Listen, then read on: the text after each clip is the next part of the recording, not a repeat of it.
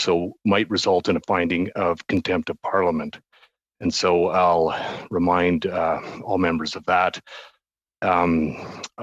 Gentlemen, what we'll do is we'll turn to you for your opening statements. I don't know what you've arranged in terms of who will go first, but we'll turn it over to you. If you want to unmute yourself when you're prepared to speak, and then we'll have some questions for you once we've heard your opening statements. Good afternoon. My name is Faraz Antoun. I'm the Chief Executive Officer of Les Entreprises MindGeek Canada. With me is David Tassillo, Chief Operations Officer, and Corey Ehrman, Vice President of Product Management, Video Sharing Platforms. We are grateful to the committee for the opportunity to speak with you today.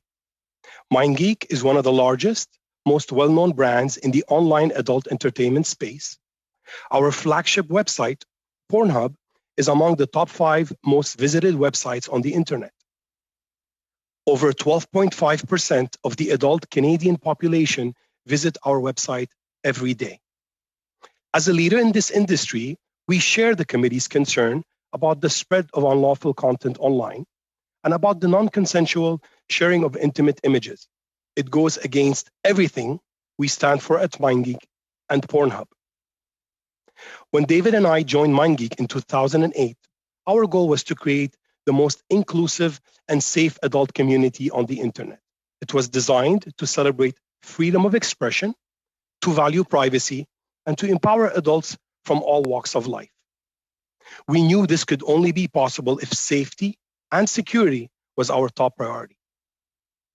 While we have remained steadfast in our commitment to protect our users and the public, we recognize that we could have done more in the past, and we must do more in the future.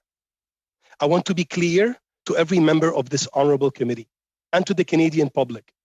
Even a single unlawful or non-consensual image on MindGeek's platforms is one too many. Full stop. We are fathers and husbands. We have over 1,800 employees with families and loved ones. We are devastated by what the victims of these heinous acts have gone through. I want to emphasize that this type of material has no place on our platform and is contrary to our values and our business model. We are sickened when anyone attempts to abuse our platforms to further their violence. Fortunately, the vast majority of attempts by criminals to use our platform for this illicit materials are stopped. Before I speak about the steps we have taken to combat unlawful content on our platform, let me first tell you more about MindGeek and how we operate. MindGeek's flagship video sharing platform is Pornhub. Created in 2007, Pornhub is a leading free, ad-supported adult content hosting and streaming website, offering visitors the ability to view content uploaded by verified users, individual content creators, and third-party studios. Demand from MindGeek's content rivals that of some of the largest social media platforms. For example, in 2020, Pornhub averaged over 4 million unique user sessions per day in Canada alone. In 2020, over 30% of our Canadian visitors were women. Roughly 1.3 million Canadian women visit the site every day. Running one of the world's most visited websites is a responsibility that we do not take lightly. The spread of non-consensual and CSAM content is a massive challenge facing all social media platforms.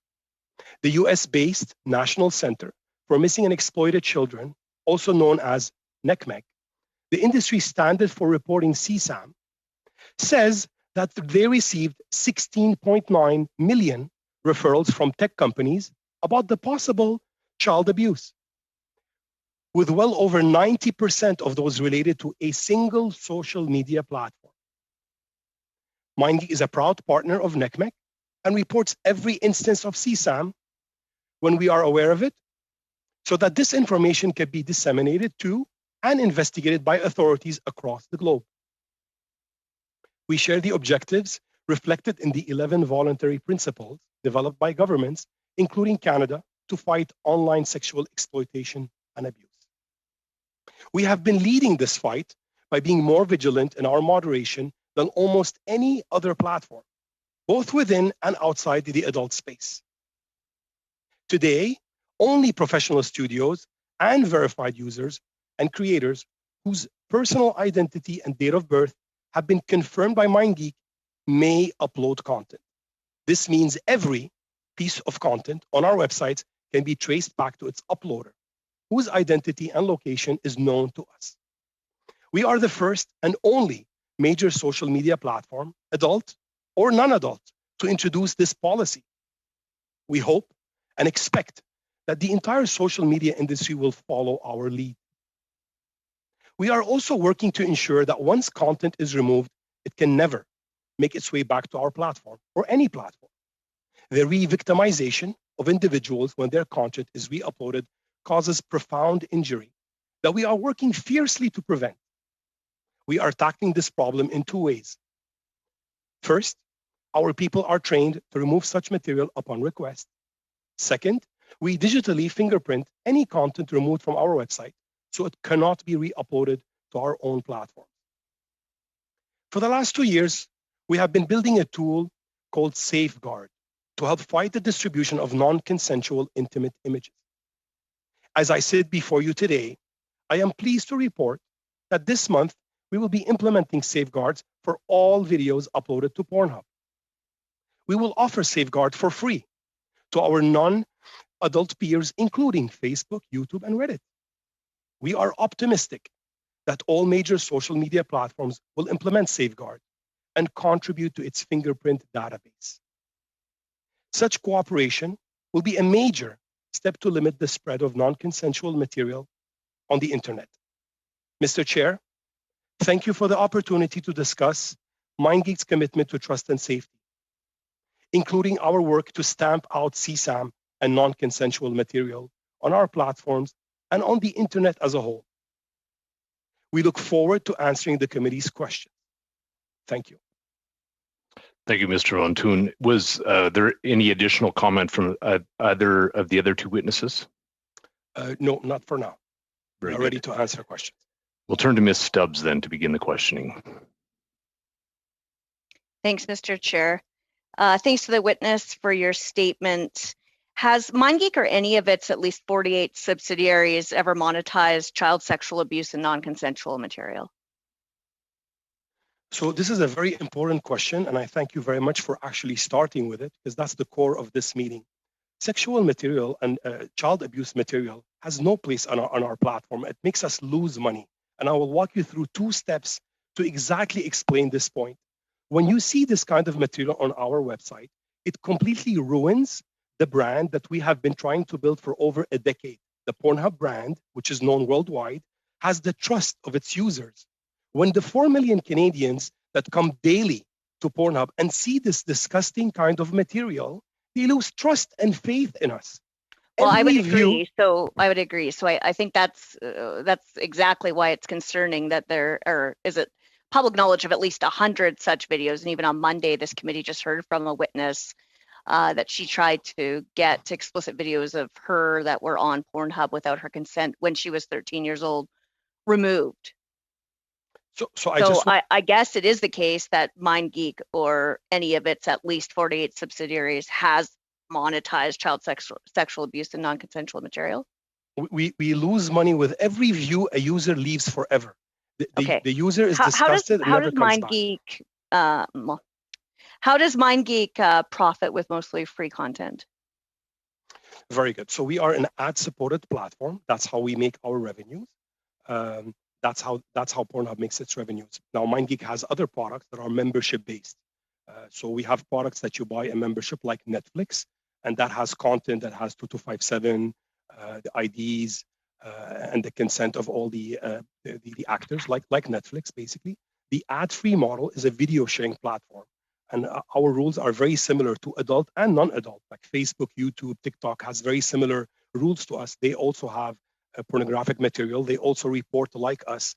It is a big issue in the video sharing platform community today. Not only adult. What's the percentage of revenue from advertising? From the top of my head, I believe it's approximately 50%. Your company is an incredibly and almost incomprehensibly complex corporate structure. Can you explain why? Yeah, I can walk you through it. So basically, MindGeek, there's an echo. Can you guys hear that? No, okay. So MindGeek is based in headquartered in Luxembourg. MindGeek Europe comprises of 4 offices: Luxembourg, the UK, Cyprus, and Romania. We have 800 people in Europe. MindGeek Europe owns all the IP, trademark, and copyright of all our products and platforms. So Pornhub, for example, is owned by MindGeek Europe. Now, the Canadian subsidiary has 1,000 employees based in Montreal. The Canadian entity is a service entity that supplies services to all the European entities.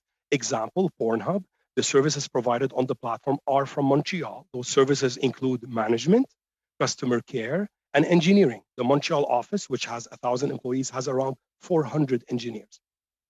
So do any of the websites run by this extremely complex structure currently have child sexual abuse or non-consensual material on them? We should have 0 child sexual abuse material on our websites. And if any users, no, because every single piece of content is viewed by our human moderators. Number 2, it goes through software that we have licensed from YouTube, like CSI Match, from Microsoft, like PhotoDNA for pictures. It goes through a software called Vobile. But then why, for example, does Pornhub's terms of service say, quote, we sometimes review content submitted or contributed by users? Hi, Mrs. Stubbs. I'd like to add to what Faraz was mentioning. I'm not too sure where it says that in the terms and service, but I can guarantee you that every piece of content before it's actually made available on the website goes through several different filters, some of which my colleague made reference to. One of them, depending if it comes up as a photo or if it comes up a video, we'll go through a different piece of software. We'll compare it to known active cases of CSAM. So we'll actually do a hash check. We actually don't send the content itself over. They create a digital key per se that's compared to a known active database. After that, it's compared to the other piece of software that Faraz was mentioning, which is Vobile, which is a fingerprinting software that anybody can have their content fingerprinted. And anytime MindGeek would find a piece of infringing content, we'd add it to that database to prevent the re-upload. Once it passes the software queue, if anything fails at the software level, it automatically doesn't make it up to the site. Once that piece is gone through, we move over to the human moderation section. The human moderators will watch each one of the videos, and if they deem that the video passes, it will. Do they watch it with sound on? Sometimes they do, sometimes they don't. The agents like sound would be extremely important to decipher. In the case, or an individual performer, they probably wouldn't need sound to establish that. We always instruct all of our agents to wear on the caution side. Basically, if you have any doubt at all, just don't let it up versus just letting it up. There's even one video, as Faraz had mentioned, could create irreparable harm to us. The way we view it is every piece of content that makes it up to the site that shouldn't be there, every viewer that comes, if they stumble upon that content, we believe the vast majority of individuals want nothing to do with this content. 99.9, I don't know how many more nines to put after that. Right, but I guess the main question is then why did MindGeek wait until December 2020 after global condemnation, after threats from payment processors to take these actions? I respectfully disagree with that. I think it's been a constant evolution, and some of the parts that have been more publicly made available to the changes we've made were made available, were more publicly spoken about. But this has been a constant evolution in our company since the onset, since 2008. We had human moderation available on our sites when it was a word that it didn't even exist, when Facebook and any of the other main platforms in the world never used it. All these were all things that we started. We weren't public about it, but these are things we did since the beginning. They've been core to the way we wanted the company to run. Thank you very much, Ms. Stubbs. Your time is up. We'll turn to Mr. Erskine Smith. Thanks very much, Mr. Chair. I want to start, Mr. Antoon. We heard devastating testimony on Monday from a young woman who was victimized on your platform. Is it fair to say that Pornhub and MindGeek failed to take all actions they could have taken a number of years ago to prevent that instance from happening? So maybe if I can step back and just explain. The first time ever we heard the name Mrs. Fleitas was a couple of months before the New York Times article was released. The writer, Mr. Christoph Nicholas, reached out to our PR team around September. So pause there, Mr. Antoon, because your company did hear from her when she asked for that content to be taken down. Is that correct? No, for now, we only know her name and last name, and we started an investigation, and we do not have enough information to see if she ever contacted us or not. I'm not saying she's not saying the truth, not at all. Please do not misunderstand me. I'm just saying with a first name and last name, it is impossible to know if she's contacted us. Don't you think that's worse? That you have no idea if she contacted you? She says she did, and you as a company that is making millions of dollars, and here's a woman who's been victimized on your platform, and you don't even know, sitting here today, that she's contacted you many years ago when she was 13 to have content taken down.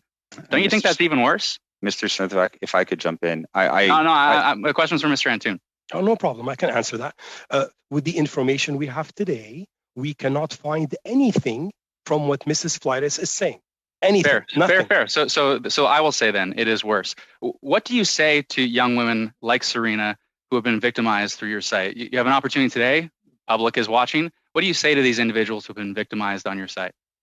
So I'm a father. I have a daughter. I have a wife. I have a mother. I'm heartbroken when I hear these stories. It's unimaginable the pain that they have suffered. We are aligned with everyone who wants to come up with new regulations.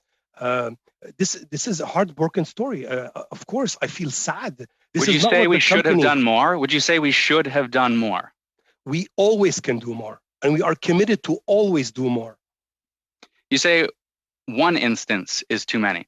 Correct. So let's talk about how many instances. How many times in 2020, let's just pick a year. How many times in 2020 did individuals reach out to MindGeek and say, I want content taken down because I did not consent to that content being put up? So we are preparing a transparency report that will be published very soon to close the 2020 year. So let's pick 2019 then. How many in 2019? From the top of my head, David, I don't know if you know the number from the top of your head. No, at the top of my head, I don't have the number, and I apologize. So you've come here today. Yeah, it's a worthwhile apology. Although I would expect when I asked you what you would say to victims, I would have expected an apology there too. But at a minimum, coming prepared today, you would have thought you would have received that question. So you don't know, sitting here today, how many in 2017, 2018, 2019, how many times people reached out to you. You obviously don't have a record of Serena, so you maybe weren't keeping records 5 years ago. But you don't have any clue sitting here today how many times people reached out in 2018, 2019. No, I respectfully disagree. I actually think we do have all those facts. I just don't have all the facts with me. At a public hearing with members of parliament. Okay, so do provide those facts to this committee at the earliest opportunity. I want to get to something, Mrs. We will actually be making them not only to you, we'll be making them public. As we stated, the 2020 transparency report will come out later this year. I'm not just interested in 2020 though. I understand. And to go back to the other comments that you made, the other comments that you made previously about us not knowing, it's not that we don't know who contacted us. From the limited information we were given, a first name and a last name is the only thing that was given to us. We reached out to the reporter. So how many 13-year-olds reached out to you 5-6 years ago? Well, I'm trying to explain to you what actually happened. So I want to get to the question of December 2020 and the changes made in 2020. The information that you're asking for, and if you just, I would like to actually give that to you. Thank you. Sure. Be brief though, because I've only got a couple minutes. Well, we did try to contact them multiple times, asking for additional information, pre and post the interview, and we didn't receive anything. With the limited information we did have, a first and a last name, we were unable to locate in any of our forms or any of our emails that we had received contact. Once again, we are not insinuating that what they're saying is untrue. We are willing to look into it, and we've also reached out to council now to get more information. What email was sent to? I appreciate that. I do appreciate that. Is it fair to say, though, that if the changes you made in December 2020 were put into place years ago, you've been part of the company since 2008, if these changes were put into place years ago, that this instance wouldn't have happened, and girls do porn wouldn't have happened, and women, young women principally, but women victimized on your site wouldn't have been victimized on your site? You made changes in December 2020. I appreciate those changes. But had you put those changes in place earlier, we wouldn't have seen the victims that we see today. Do you think that's fair? Well, once again, I respectfully disagree. The question's for Mr. Antoon. So I respectfully disagree with this notion. We've always been improving our procedures. Yes, our system is not perfect like any other video sharing platform, adult or non-adult. Just recently, 2 weeks ago, a publicly traded video sharing platform got sued by somebody. That's not an answer to my question, Mr. Antoon. I said, do you think these people would have been victimized if you'd had December 2020 changes in place earlier? We can always improve and we can always do better. I think that's a no. So my last question is, why the changes now, December 2020, instead of, you say one instance is too many, you have many women reaching out. It can't just be Serena. You've got your 2020 transparency report coming. So why changes only when MasterCard and Visa say we're going to stop participating in an arrangement with you? It seems to me, it seems to the public, I think, that you're only taking that action now to protect your bottom line and not to protect young women. So we started contacting a very reputable law firm in New York, beginning of 2020. So a year ago, we signed a contract with them in April 2020, and they came up with the recommendations to improve our procedures. So this has been in the work since almost a year ago. Yes, it's been implemented in December, but it's been in the works way prior to these incidents. I appreciate that. I'm out of time. So just so I have the timeline right, that December 2020, you make changes, but they began in April 2020 when you retained the law firm, but you started with this company in 2008. Thanks very much. Thank you. Sorry, Mr. Chair, do we have the time to reply to that, or we just wait for the next round? I think we'll have some additional time here, and if there's questions that you need to answer at the end, we'll make sure that we allow you to do that as well. Thank you, Mr. Chair. I appreciate it.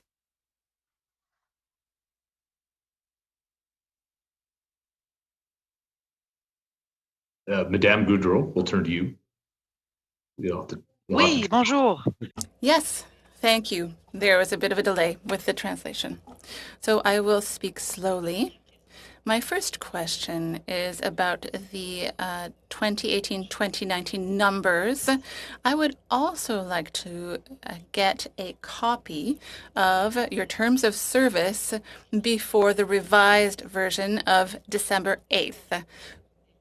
Could we get it quickly, please? Because we would like to see those terms of service.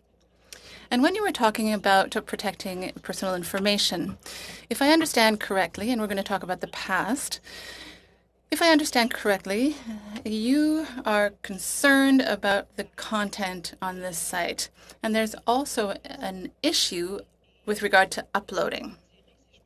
And correct me if I'm wrong, but when someone makes a request to take down content, and it happens within an unreasonable delay, according to me, a week or two, that person could find content again because there's another user.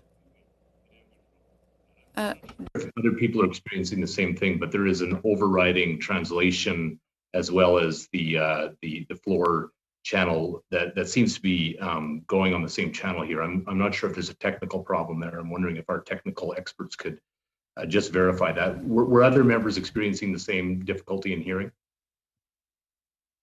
Okay. I was able to hear both, but I can make out the translation enough to answer the question. Okay, thank you for that. I'll just make sure that our technical folks are aware of that. I do apologize, Madame Goudreau, for interrupting you there. If you want to, Je vais quand même garder mon 30 secondes. I will still keep my 30 seconds. So I would like to understand. So if you were concerned about the content on the platform when there is a possibility to upload it, so a user can upload something. I could upload something. You take down what's there, but because I actually downloaded it, I can then upload it again. So that is the issue. So you may tell me that that's the way it was before. So how does it work now? Thank you, Mrs. Goudreau. I'll be replying in English if that's okay. Just much more familiar for me. I'll take a couple steps back. There's a couple different ways to have content removed from the site. Some ways will have the content removed immediately. Some ways it actually gets sent back to a review team. It depends on the path the end user would take. So if you're an end user to the site and you're just a visitor to the site and you might be watching a piece of content and for whatever reason you feel the content shouldn't be there, you can actually flag the content. Once the content is flagged, it's sent to our team and it's sent for a re-review process.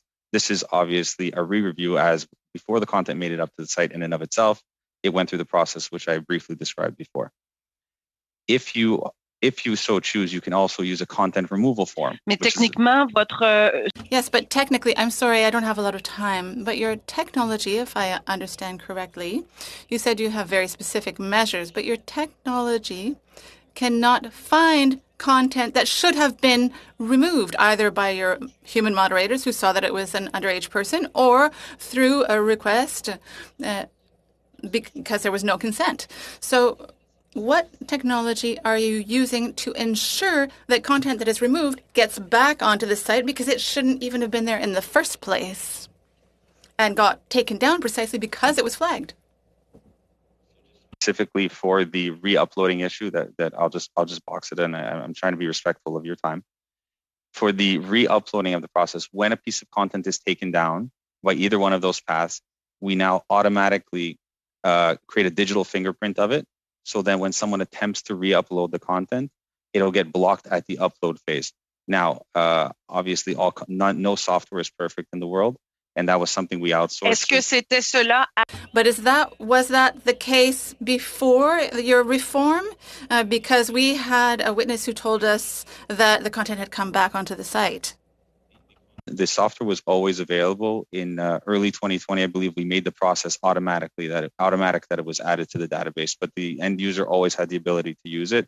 We decided it's one thing we shouldn't ask the end user to use, so we added it into automatically. And even at that, we saw that the software wasn't performing to our standards, and that's why about 2 years ago we started creating Safeguard, which we believe is much more effective in being able to block Comment content from s'appelle-t-il, le logiciel? Safeguard. Safeguard. Le nom du logiciel? That's our in-house software. The other software is MediaWise provided. It's mobile, the end user version. Okay. And that Safeguard software, we're actually our plan is to put it out for everyone, so anyone that sees any non-consensual content on their site can upload it to our site. Je vous l'avais dit tantôt. Yes, you told me earlier. Thank you very much. Mr. Chair, how much time do I have left? 2 minutes. 2 minutes, OK. Moi, j'ai une question. All right, so I have another question. So I will not be able to sleep well tonight if I don't ask this question. So you said that you are a father.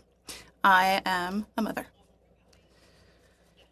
And we can talk about business and profit, accessibility, consent, and that it's adult entertainment. So nothing to do with underage people or minors. But I would like to hear what you have to say, because you are changing things. But even so, I would like to hear what your conscience tells you as a parent, where there are already many, many lives that have been affected. We're not talking about fraud. We're talking about the impact on a person's life. And I'm not talking to business people now. I'm talking to people who've decided to provide adult entertainment where there is consent with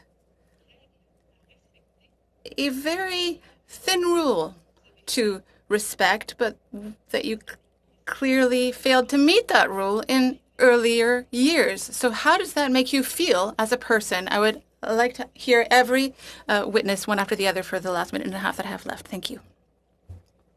Thank you, Mr. Goudreau. At a personal level, I'm obviously horrified by even one instance of going wrong. It's why we put so much effort into constantly upgrading our systems. And if you took a snapshot of our evolution of our policies at any given time compared to 12 months later, it would be like, wow, we've come so far. And that's why we've worked so hard over the last year to sign up all these different organizations and trusted flaggers that were the first adult company to break into that barrier to create partnerships with NECMEC and Internet Watch Foundation and it's something we pride ourselves on. I as a person, I can't Là, tell vous you me how parlez much. comme homme d'affaires. But you're talking to me like a businessman. But what if it's your child? Miss Gaudreau? Well, I do apologize, but you are out of time by a measure here, and so we'll turn On to va se Mr. reprendre Angus, and you'll tantôt, il have me a restera un chance. deux. Okay, so I'll come back to it with my 2 minutes later. Thank you. Thank you, Mr. Chair. Thank you, gentlemen, for coming today. Mr. Antoon, I want to follow up on my colleague, Mr. Erskine Smith, to clarify how you deal with criminal content. You say that you have no record of Serena Fleitis, who was a 13-year-old girl trying to get content taken down from your site. She says that she tried to pretend she was her mother because she didn't want her family to know, and that your organization insisted she provide photographs and evidence of who she was. Don't you have that? So again, with the limited information we have, it is very surprising for me that she had to act like somebody else. Our procedure, it is exactly the same. Okay, but If you you're should the have it victim on caller- record. Okay, but this is the thing. Either you're suggesting Ms. Fleitis lied, and I would say that that would be a really dangerous thing to do, because in 17 years of my testimony, I found her a very strong witness. So I would assume that it would be fairly straightforward in your records, because we're talking about criminal activity. So I'll ask you this: under your legal obligations in Canada, that a company that becomes aware of content that is hosted on its service must report that to the police. Do you have a record of reporting anything from that time to the police of a 13-year-old girl who said that her images were being used on your site? You'd have a police record, wouldn't you? Mr. Angus, if I can jump in, I just Mr. want to Antoon. I just want to answer as I had a little more information about this. That's all. Well, If that's okay, or I can wait. Did you report it to the police? I can take a step back and explain it, because there's an insinuation that that the information isn't available. The information, we might have records of this. We have never said she's lying. We just don't know. What Faraz was trying to explain is, with the limited information, a first name and a last name, she might have. She said that she was forced to give her photograph and information to prove who she was. That is contrary to any of our policies and you're procedures. Saying that that's not true. Okay, I'm not saying it's not true. Okay, I'm going to ask. No, because I don't have much time here. It's a question of whether or not you reported it to the police, because those are your legal obligations. So let's talk about 14-year-old Rose Kalemba, who was kidnapped and tortured and raped, and her video was on your site, and she begged you to take it down. Do you have a record of Rose Kalemba begging you over a 6-month period, trying to get her rape and torture taken down off your site? If she sent any email, it will be that we do have. Well, we have an email retention time, but if there is a record, we have basically knowledge of a video, when it was live, when it was disabled, so we could go backwards and reconstitute the time frame of when the video was up, when the video was taken down, and we do keep all the takedown notices. So we could reconstruct that. That's what I was trying to make reference from the previous one. I'm just, because my issue here is, we're not interested in adult pornography, what adults do in the room. That's not the purview of the committee. The committee's job is whether or not big tech is respecting its legal obligations. So Ms. Fleitis has a statement that she begged you to take it down. There should be a record that was reported to the police, because you're legally obligated. Now, in the case of Rose Kalemba and her torture, the videos were listed as teen crying and getting slapped around, teen getting destroyed, passed out teen. Now, your moderators viewed this, because you told us that every video was viewed. So you viewed this. So wouldn't you think that someone in your organization would have said a video of the torture of a 14-year-old girl would be in contravention of section 163-3 of the child pornography law, which brings with it a 14-year crime? Why did it take 6 months to get it down? And do you have a record of having dealt with this woman? Why was it kept up there when you know this is a criminal activity? If there was a time when the content was up there, it would be taken down as soon as we were made aware that it was against our terms of service. For this specific incident, I'd have to go back and verify the exact timeline. I don't have it. Okay, I don't have it with me. Yeah, I guess the issue here is that Ms. Flighty said she had to pretend she was her mother. That is a different incident, and I but this is the issue here is children. The issue here. Well, let me finish. This is about children and whether crime. Answer the question. You're not letting me ask the question. You asked, and I just wasn't given a chance to reply. My question is. You asked me if I had. You asked me if I had the information. Mr. Chair, could I just actually finish my question? Yeah, Mr. Angus. Yeah, if you'll ask your question, then an answer could be forthcoming. My question is Ms. Flighty was 13 years old. She testified to our committee, the same as you, which would be like under oath, that she begged you over a 6-month period that you made her send photos and proof before you took the video down, and that it was reloaded time and time again. Ms. Kalemba said she finally had to pretend she was a lawyer after the reviews had seen that the videos of her rape had been seen over 400,000 times. So if in those two cases that was the situation, how can you come and tell us that immediately, as soon as someone raises this, we take it down?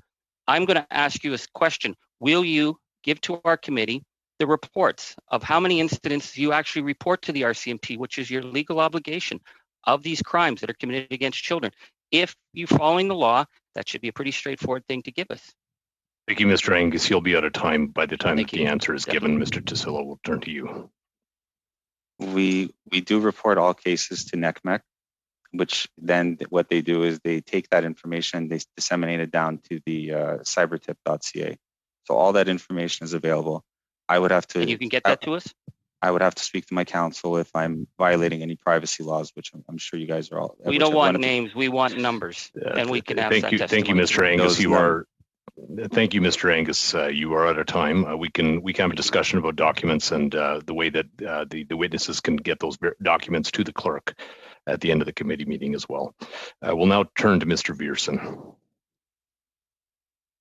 Thank you, Mr. Chair, and to our witnesses here. I've read your brief, and I'm astounded that you'd come here and claim that you're world leaders in child protection. On Tuesday, after Serena's testimony, you've announced new safety measures.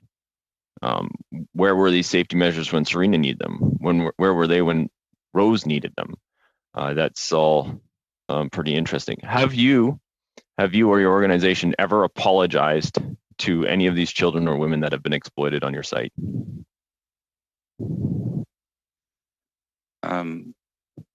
We definitely have intense remorse for anyone that went through any heinous crimes.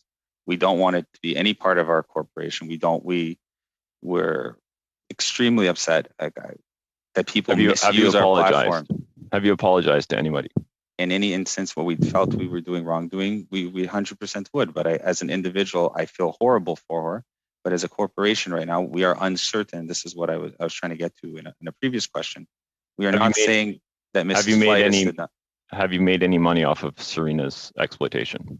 At this time, I do not know. We don't know if the content was there. We don't know the timeline. We don't have access to the video because to this date, we have not been given enough information to identify the video, the claims that were being made, because she said she sent emails, and I'm not saying any of that is untrue. So I don't want to be misrepresented on that. However, at this point, did she use? We don't know if she used an email 123 at gmail.com. So that's why we're having an issue trying to. Do you know that in Canada, child pornography includes the depiction of minors? Yes, we're aware of the laws in Canada. Can you confirm that Pornhub video titles and search recommendations never included the depiction of somebody being under 18? We purposely block all those from our searches. We have a running list of banned words that we use that basically stops those terms from being searched, irrespective, even if the term if it's not part of our banned list. And I know this was an object of one of the of Nicholas Kristoff's article, the 14YO and 14-YO. So we had actually blocked 14YO from actually returning any results. And in one instance, when it was 14-YO, or I can't remember which one it was, it did return results. But just because you're asking for the content doesn't actually mean the content's there. It's a textual-based search system. So it'll see the word 14, it'll see the word YO, and it might return something based on 14, like Dave's favorite videos, volume 14. and a 29YO because it's textual based. The system is not designed to detect intent, but as soon as we do see these variations, what we do is we add them to the database so that they can't be searched for. On top of that, your brief claims that you report child sexual abuse materials to NECAMIC. That's correct. Can you confirm that there were no reports from Pornhub or MindGeek to NECAMIC in 2019? At this point, they were manually done. They weren't automatically done. So they were done ad hoc as we were made aware of them. We would send them off. What we did in 2020 is to streamline the system to make sure that everything would go through and it was all consolidated and everyone had a path. We built it into our content management system, and then it went through. In 2019, there were no reports of CSAM to NECAMIC from either MindGeek or Pornhub. Can you confirm that? No, at this juncture, I don't have that information handy. That's I definitely know, though, we did work with all my research on it says there's been no reports. On our side, we know we've worked with all levels of authorities, whether it be the RCMP, provincial police, municipal police, Interpol, FBI, and to the point where we were actually commended in the Canadian newspapers as being one of the fastest repliers and easiest companies to work with. This was actually done by an RCMP officer. It's been reported that you've registered to report child sexual abuse material to NECAMIC in 2020. On what date did you register for that? To automatically redo the reporting, I believe it was in early 2020. I don't have the exact date with me here, but that is the automated system that we're discussing. As I said, this has been a constant evolution of our company. It's been at the core of what we've always wanted to accomplish. But in some means, we are a startup still, and we are still going. Familiar with the mandatory reporting of child internet pornography legislation in Canada? Yes. Under this law, starting in 2011, you would have to report this to the Canadian Centre for Child Protection, not NECAMIC and the RCMP. Failure to do this would result in jail times. Are you aware of that? We were doing all of reporting as per our legal counsel at the time, and we continue to do so today. Thank you, Mr. Vierson. We're going to turn to Ms. Latanzio now. Thank you, Mr. Chairman. Thank you, gentlemen, for being here today. I, too, am, as a woman, as a mother of two young ladies, like they say in good old French, estomaquée, to have heard the testimony from the young woman on our committee this week. And I was just wondering and made, the following conclusion in my mind is that it's unfair that the onus is on children to be able to go at great lengths to be able to report what is going on to you. And even when they do, you've got and I listened carefully, you said you've got a review team and they go through these tapes. And then you say that you have to revise them, re-review again, Mr. Tassillo, again. This is morally wrong. I'm not even looking at in terms of legislation. This is morally wrong. Why is it that the onus is placed on children? It should be up to you to be able to, as soon as you get a video, to be able to decide and make a decision to not even post it. How do you go from just posting whatever video you get and then turn the onus on children to plea with you to be able to take it down? I'd like to hear you on that. David, maybe if I can step back and explain the level of responsibilities and what will make it clear to the whole committee. Level 1 responsibility is when somebody uploads the video to our website, he agrees that he or she complies with our terms of service, which clearly state that he must have the consent. But you have a responsibility. You Correct. Are diffusing that information. So you need to partake, you need to own 100%. Up to your responsibility. If Correct. You from the onset recognize that it is child pornography or it is non-consensual material, you should not from the onset put it onto your site. Am I clear on that? I mean, Mrs. Latanzio, I can, you know what, I'm going to address you more as an individual versus then as you guys are seeing us right now as a business, right? What we do is we take this extremely seriously. And I know it just sounds like words because this is the first time the committee and everyone has heard us, right? Since the beginning, since this inception of the company, we've always worked on different ways to make this better. I agree with you as a parent, and I agree with everyone on the panel. And I remember... Mr. Tassillo, I don't have much time. I just want to get to the crux of it in terms of the onus. What is your opinion on putting the onus on your company to be able to vet from the onset and take away the onus on children? I would never put the onus on the children. We are putting the onus on us. And that's why we invest millions and millions of dollars every year to avoid this getting onto the site. If that video gets on the site, the way we view it is everyone that would view that video, I have now lost for the rest of my life as a customer. Mr. Tassilo, how much have you paid in legal settlements with regards to both children and adults being, decimating to the public their images ever since 2008? Can you give us an amount of money that you've paid out in terms of legal settlements for this kind of I honestly don't know the number, but I'm going to provide that to us ever since 2008, please? I'm sure I could come up with the number, but I can assure you that number would be a little way below what I spend annually to protect the children and to protect my site. And to Can you tell me what you've done to protect the children ever since 2008? Can you give us examples of what you've done to protect children? We've created all these different processes. We've integrated all these different softwares. We have the human moderation team. And I believe sometimes we're getting caught in like some of the details, and I understand the frustration you all have. But this is a problem that's bigger than just our site. This is a problem on the internet, how people are misusing platforms. We're trying to create a safe environment for people to consume adult content. And we understand there's people out there that are trying to misuse these platforms. Mr. Tassilo, you spoke about putting into place standards. What are your standards? Our standards are very clear. We will not allow anything to do with CSAM. We want nothing to do with any non-consensual. And then we have a bunch of substandards that go in very granular into a bunch of different niches. I don't have them all off the top of my head, but we have very specific standards that our human moderators follow. But if your system and standards do not work, why are you continuing? Is it because it's too lucrative for you? I actually believe that if Pornhub was to shut off its lights tomorrow, which I understand how people looking from the outside think it's a much better solution, I think it would be a horrible situation for people around the world and the 10 million Canadians a day that come to our site. We are the only site that puts these different processes, puts the software, puts the human moderation, creates the partnerships with over 40 trusted flagging organizations, including NetMech and IWF, where the content can be removed. Us being there or not will not change the demand for the product, but we are the safest place on the internet right now to consume adult content. And if they weren't coming to our site, they would go to somewhere else that have absolutely no regulations. And I believe both as Canadians and internationally, we would be in a worse position. As a parent, that would be my position. Thank you, Ms. Latanzio. We're going to turn to Madame Goudreau for a very short round of, this is a shorter round of questioning, 2.5 minutes. Alors, j'ai 2 minutes 30. J'aimerais continuer.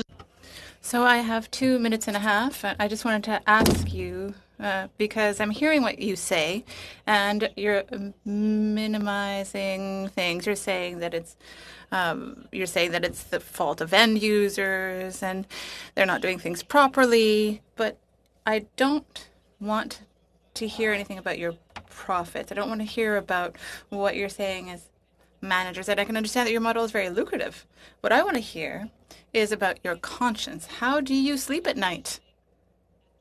When you think about all of the parents and victims, and who perhaps at the time that we're speaking now, you seem to say that it's completely solved, but that should be validated. But how do you feel in that context where consumption of that material is a global phenomenon, but how do you live with the fact that there has been an impact on people's lives? That's from Mr. Antoun now that I'd like to hear. If this has caused any impact on victims, but I can tell you and tell the committee, we are very proud that we built a product that gets 170 million people a day, 4 million Canadians, 30% of them women, a day. Don't you believe that those 4 million Canadians coming every day to our site, if they see something so heinous and criminal like that, wouldn't they be calling the police? Wouldn't the police lines and the RCMP would be nonstop ringing? We created a very good product that I am proud of, that our 1,800 employees who have families and children are proud of. Now, it is not perfect. And yes, there is a tiny, minute... Donc, Monsieur Anton, la seule chose que je voulais savoir... Mr. Antoun, what I wanted to know is that Okay, so you have a good conscience. You are sure that you're doing everything that you have to do according to the current rules in 2021. But our job as legislators is to ensure that any incident where there's no control over what happens on the internet has to be avoided. So I'd like to hear Mr. Ehrman now. Hi, how are you? I obviously feel awful, and we feel terrible about any kind of illegal content that makes it to a site, especially when it involves children. And that's something we never want to happen. And it's something we really work very hard to prevent as much as possible to avoid. And as my colleagues have mentioned, we've taken a lot of steps that no adult company has taken. And a lot of steps, even the most recent ones that very few social media or video sharing platforms in the world have done to try and avoid any of these kind of situations from happening in the future, because it is awful. Okay. Feel terrible. Madame Goudreau, thank you. We'll turn to Mr. Angus now. Thank you, Mr. Chair. I'm very interested in the corporate structure of MindGeek because my understanding is it's a Canadian company. You have 1,800 employees, 1,000 of them, I think, in the Montreal area. Who owns MindGeek? Yes. So in 2010, beginning 2010, MindGeek was called Manwin. It was owned by a German gentleman. His name was Fabian Tillman. He was the owner of the company. He resided in Europe. In 2013, he sold the company to a group of people, and I'll walk you through them. When he sold in 2013, we became MindGeek. Myself and David are Canadians, residents of Montreal. We are minority shareholders of the company. The majority shareholder, owning over 50% of the company, is a European national residing outside of Canada. The structure of the company has been European for 10 years. Who is the European national? His name is Bernd Bergmeyer, and he owns over 50%. He is a passive investor, not involved in daily activity. The European structure of the company dates for over 10 years. Okay, thank you. That's very helpful. What I found concerning when I was reading your terms of reference is that if people have complaints, for example, Serena Flighties or Rose Cambella or anyone else, that they have to go to the courts in Cyprus. You are here in Canada. I'm concerned that you would think that you could avoid Canadian law here, especially if we're talking about child abuse or non-consensual acts. But my question to you is, don't you think that telling someone in your terms of reference, if they don't like it, a 13-year-old girl in California take your case up in Cyprus, that you're putting more barriers, you're putting the onus on the victims, the survivors? That to me doesn't look like a corporation that's trying to do some, good fun stuff with adult entertainment and make sure that they're going to protect the survivors. Does this Cyprus thing actually, do you think that would stand up in a court of law? We abide by Canadian laws. That there's no need of Cyprus. The structure and the company being European does not. So why is it in the terms of reference? That's what I find confusing. Why is it in your terms of reference? To be honest, I will have to get back to you on that and ask our legal counsel. But I mean, clearly we are living in Canada. We abide by Canadian law. Yeah, for sure.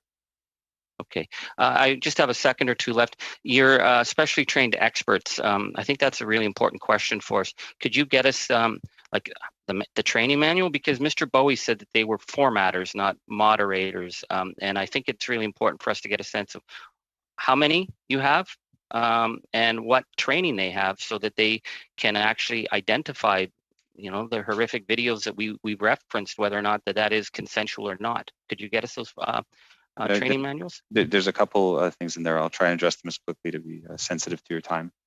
The content formatters is a complete separate team, and those are not the individuals that actually do the screening for the content. So that's a separate team that's actually located in Montreal.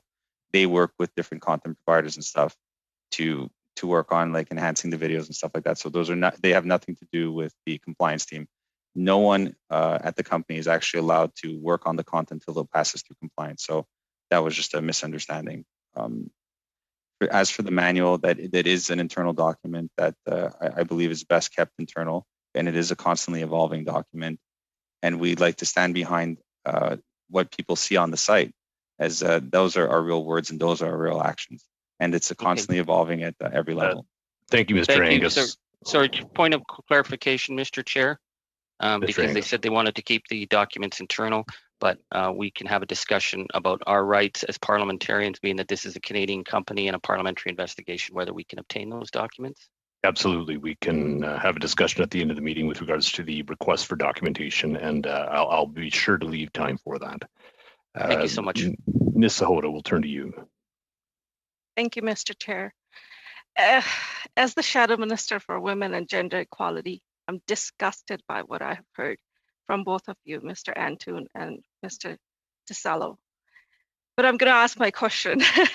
So please try to answer this. Social media platforms all utilize tags and hashtags to categorize content to help make content easier to find. MindGeek websites are no different. Why then is MindGeek blatantly ignoring tags that are used for rape, underage, children with the tag CP? For example, one of the videos on your site entitled "Short Video of My School Hole, Young Dick, Have My Bush a Trim" used the tags middle schooler, young boy, and boy. These are the things you talked about today, how you have a process in place. And yet you're allowing this illegal content to be searchable on your site. You as the site operators have the responsibility to protect these vulnerable individuals from exploitation on your platform. You spoke a lot about the process, but it's failing. So tell me about it, how this video made it to the website. Thank you for your question. And I understand your concerns. And for that specific video, I'd have to actually go back and take a look at it and review. But you bring up a point about the tagging system and how it works across the internet, irrelevant of the site.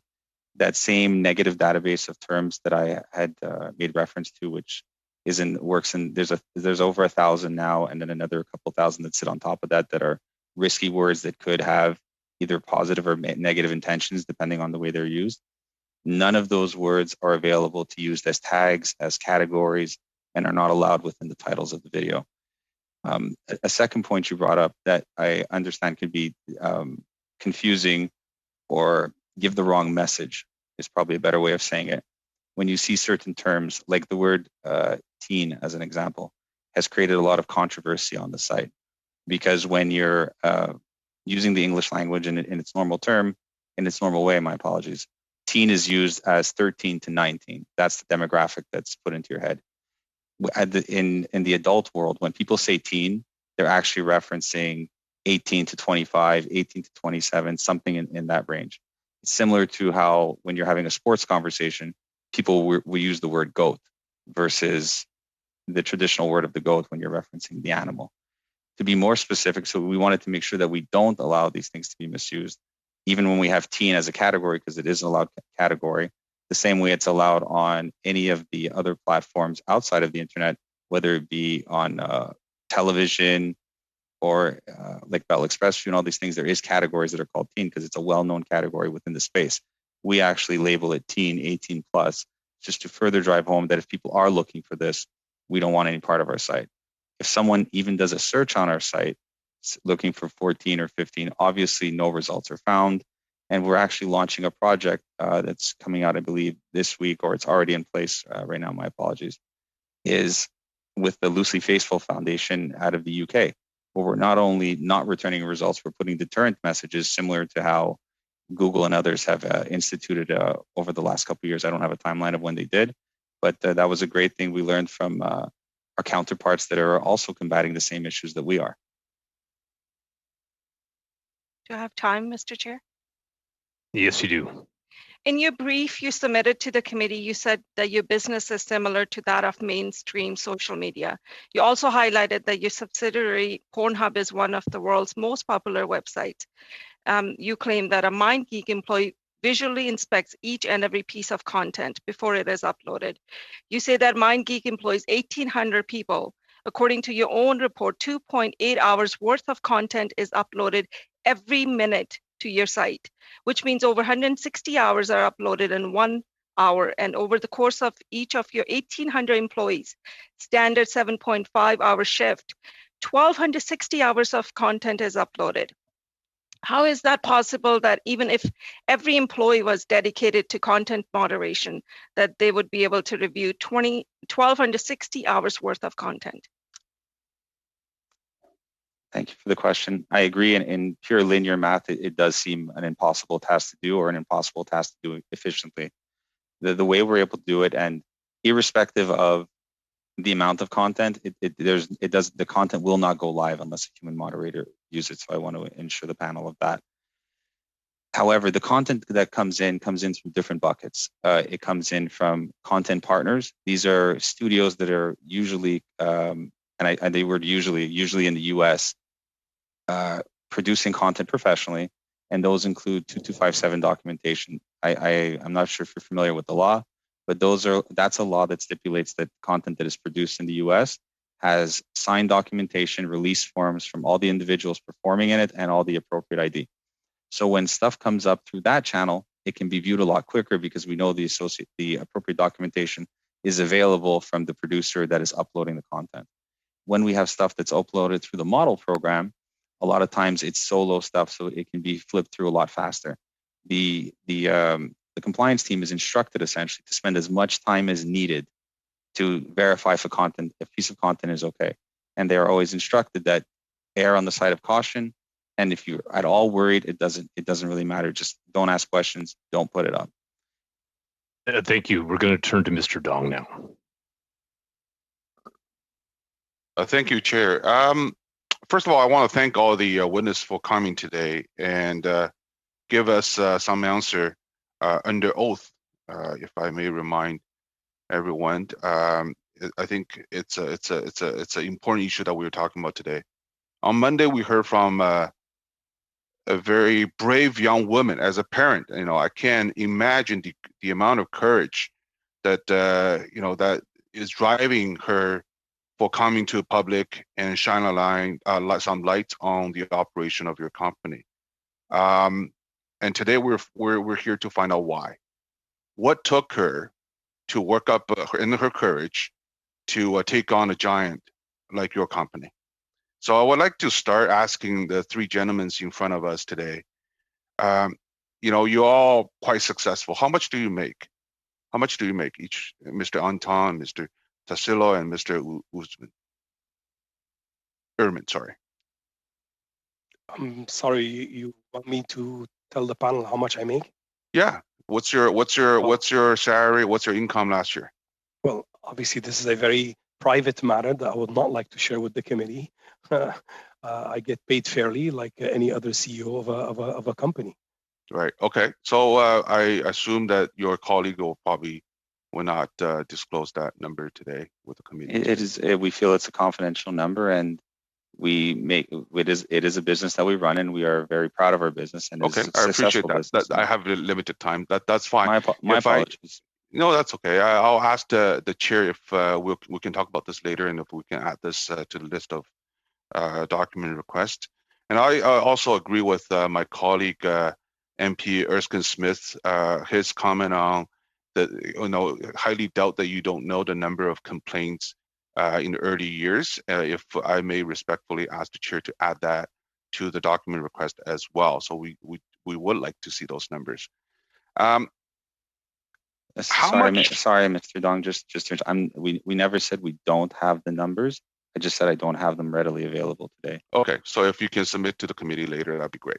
And thank you. In reference to the testimony that was given on Monday, once again, I want to reiterate. I got a few questions I need to go through, so if I may. I was just trying to answer the question. My apologies. How much worldwide gross profit did your company make last year, and how much the year prior? That's public knowledge. If you can. I don't have exact numbers, but you don't know how much your company made last year. Seriously? I don't. I said I don't have exact numbers, and I don't want to just. No, Mr. Dong. I know how much our company made. This is a private company, and I don't understand the relevance of what a private company makes has to do with this case. Of course, it's being reported. It's being reported in the 460 million range last year. Is that somewhere close? I have to go back and check.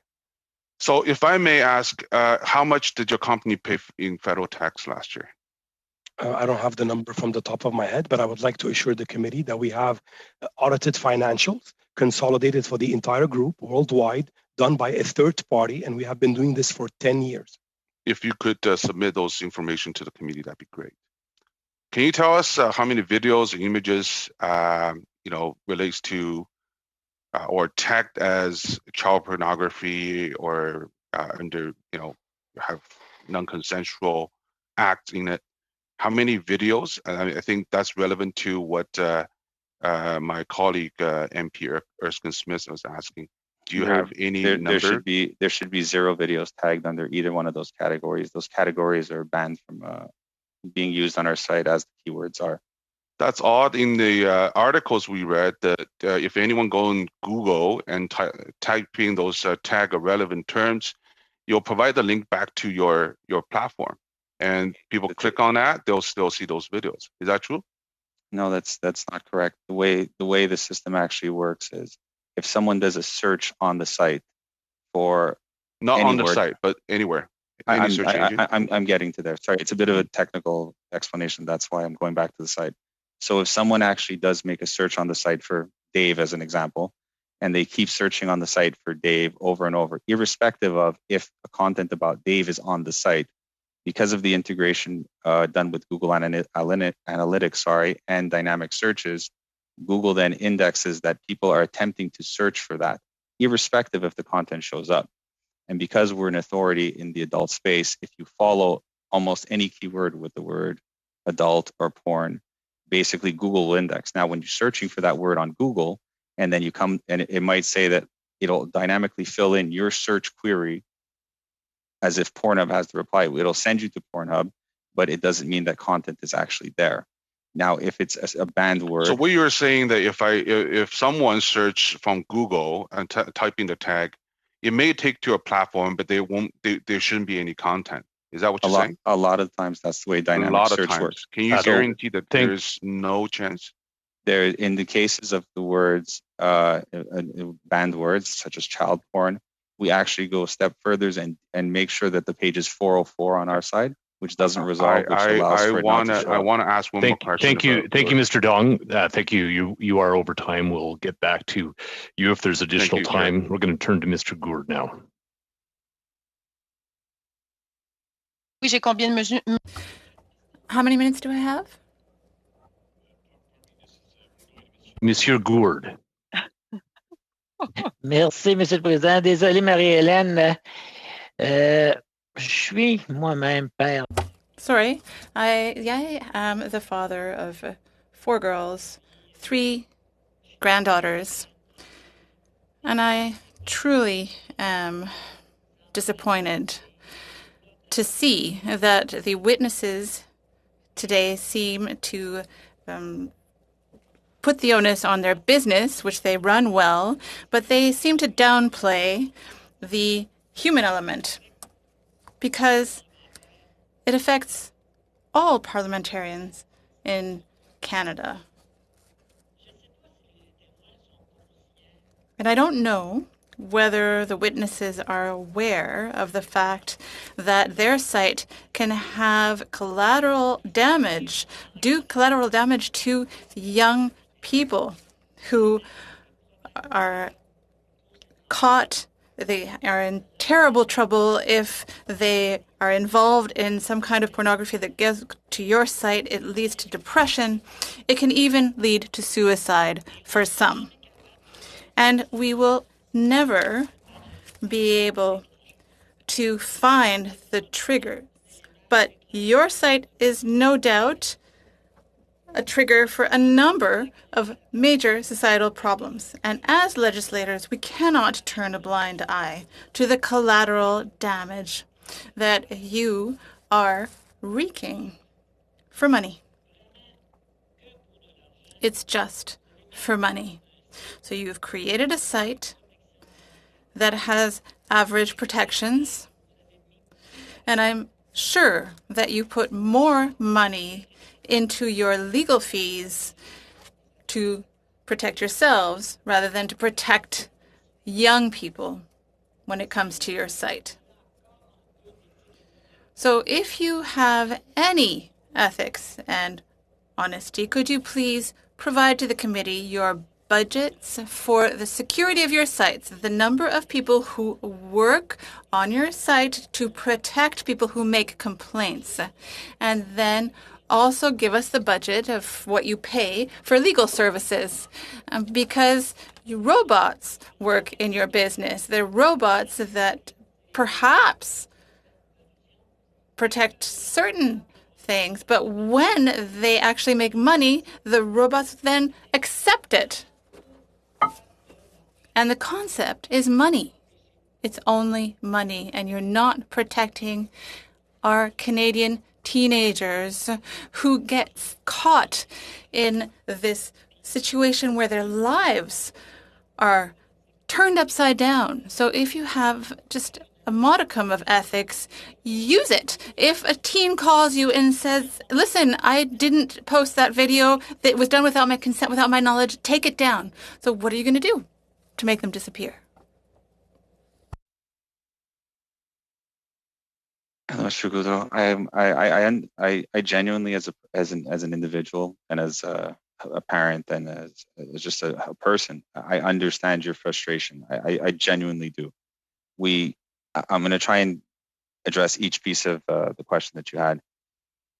We do have all the systems in place. Well, you never always will have all. It's always going to be an evolution. Right now, an end user, if they do see something on the site, I want to reiterate that you can go fill out the form and the content will be disabled.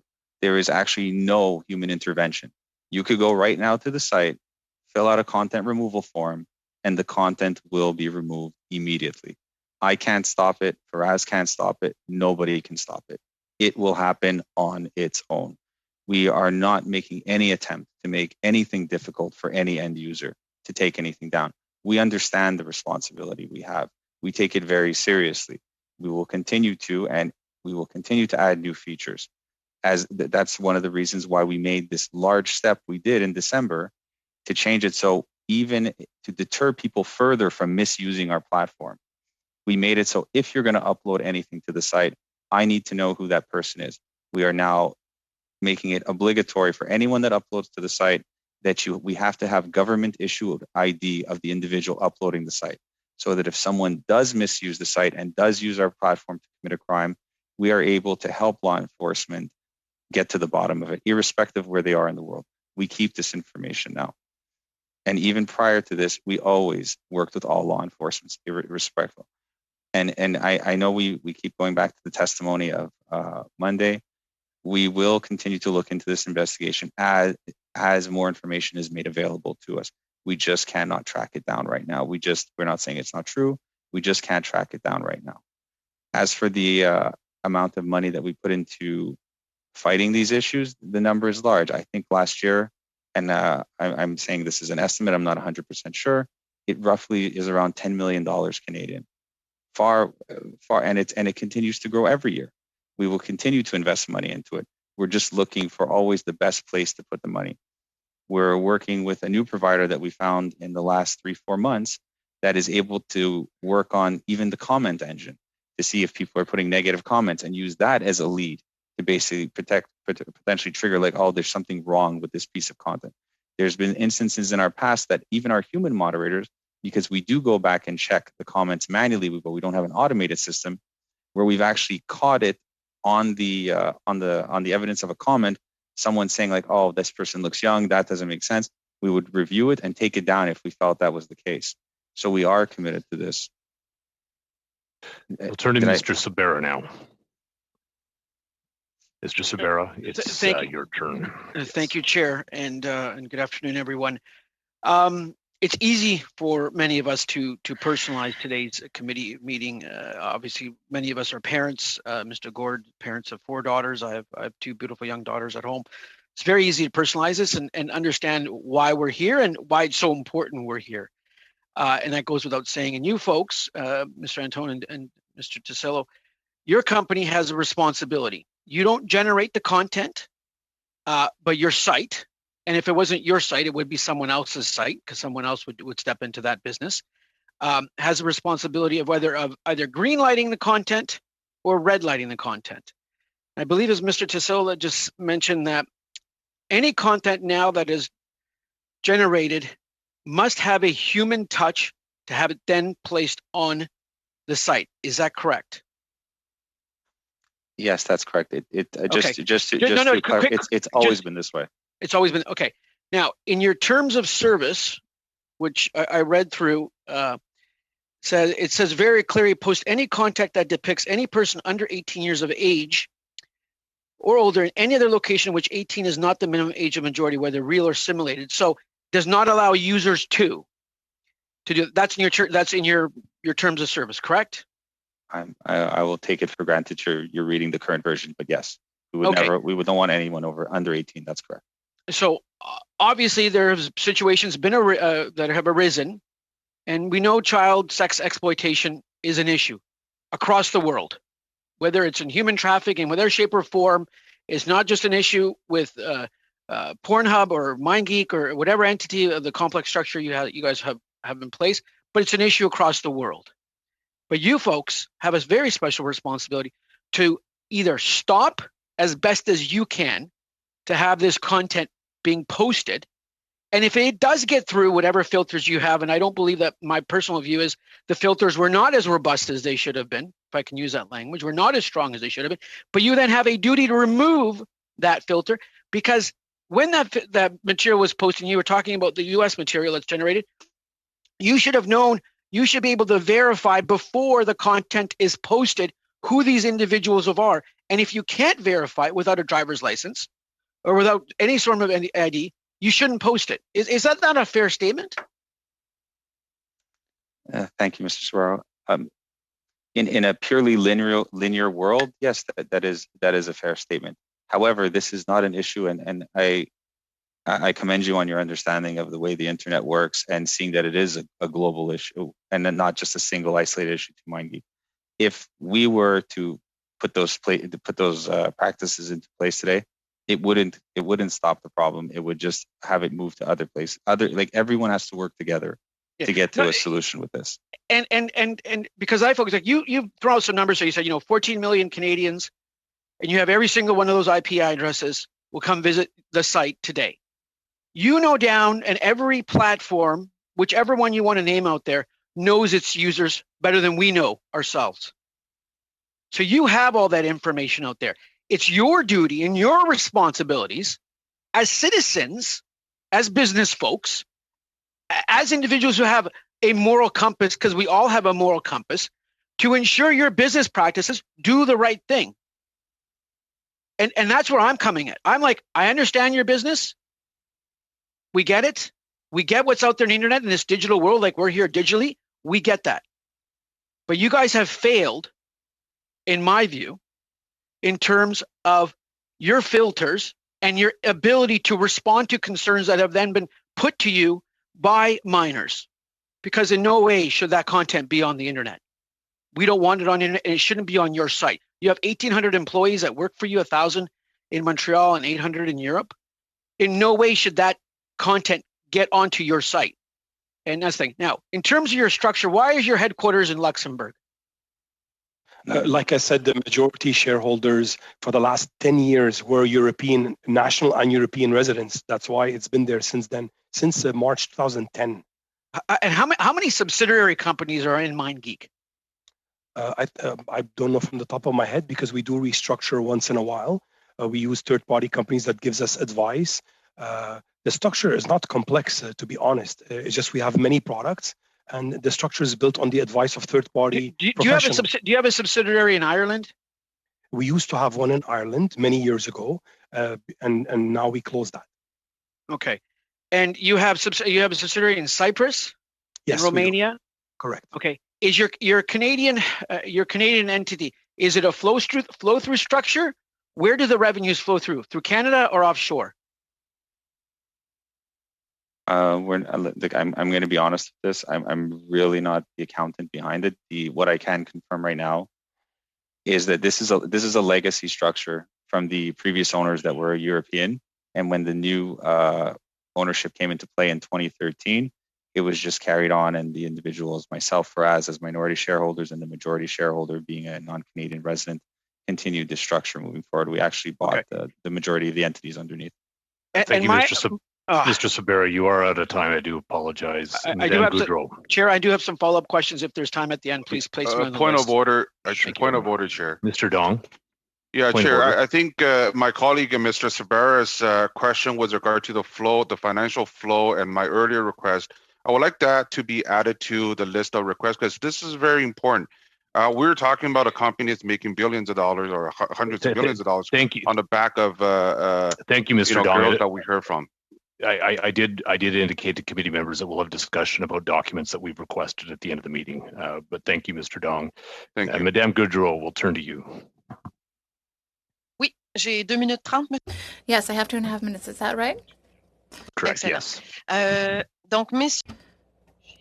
So I have a question. I have a number of questions, in fact. I took time to take a deep breath, and I am very aware of my role as a lawmaker, that we have a huge responsibility when it comes to protecting personal information. So there is a bill that will be studied soon, which is C11, which is there to protect personal information in the digital space, because even though we have good intentions, fraud keeps multiplying. And what I can see in the internet age is that there is clearly a loss of control underway. So it is our job to control things. And I will ask my question now. So please explain. Because as a human being, what I understand is that it is possible to have a business, to use a system so that someone can share material, and it's the view share mode where the more views there are, the more revenue is generated. So I'm explaining. So I know that that's the way it was before, but now,